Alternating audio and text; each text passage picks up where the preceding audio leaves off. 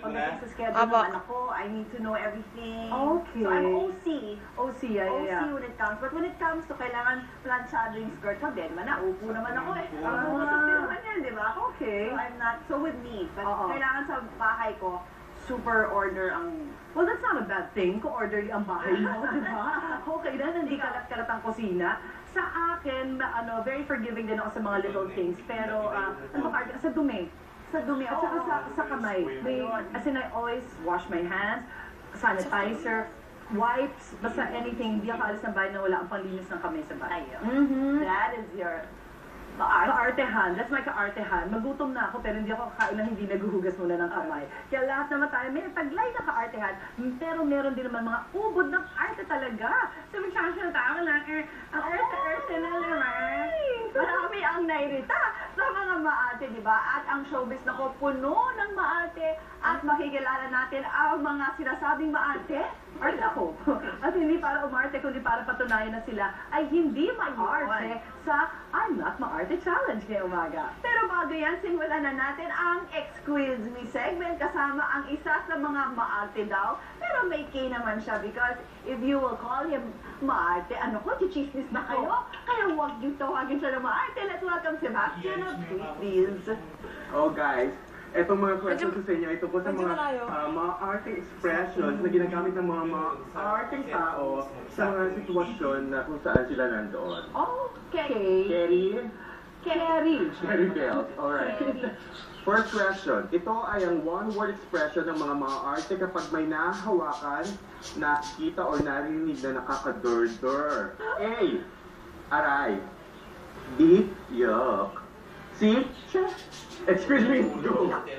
Wow. 1 point. Yeah. Dapat ganun. Okay, question number 2. Ito naman ang sinisigaw ng mga arte kapag nasasaktan sila. Excuse me. Go. Ow. Wow. Perfect.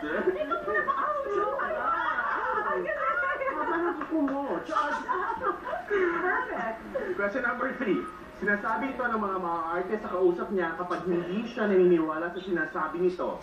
Expression din siya pag halimbawa yung kausap ay may nagsabi ng something obvious. A. Talaga? B. Duh. C. Why not? Excuse me? Go. Duh.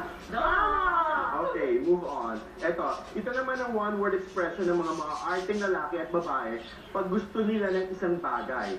Kunyari, shirt, music, or movie. They say it's very blank. Ano ito? A. Cool. B. Right.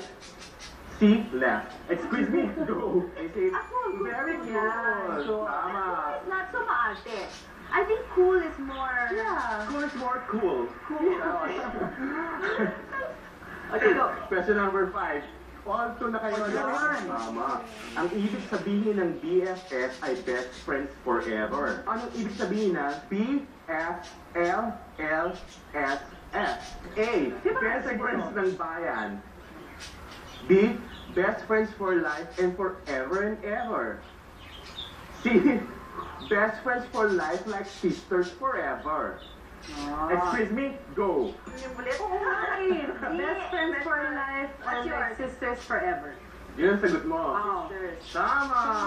Best friends for life like sisters forever. Wish ko lang masundan to ng mga nanonood. So, Here na, 3 points na. Okay, so ang nanalo, walang iba kundi si Miss Susie na naman. Dahil dyan, ito, free prize na naman tayo. Thank you. I was shouting sa maarte. O siya, may interview pa ako. Marami pa ako ng mga artista. Bye! Ingat, huwag ka maarte. Alright mga mamis, huwag na kayo umarte dyan ha. At samahan nyo kami patunayan na hindi maarte mga kasama namin ngayon dito. I'm not maarte. Yan ang statement nila. Pero malalaman natin kung totoo yan sa mga challenges natin ngayong umaga dito sa Pro Time.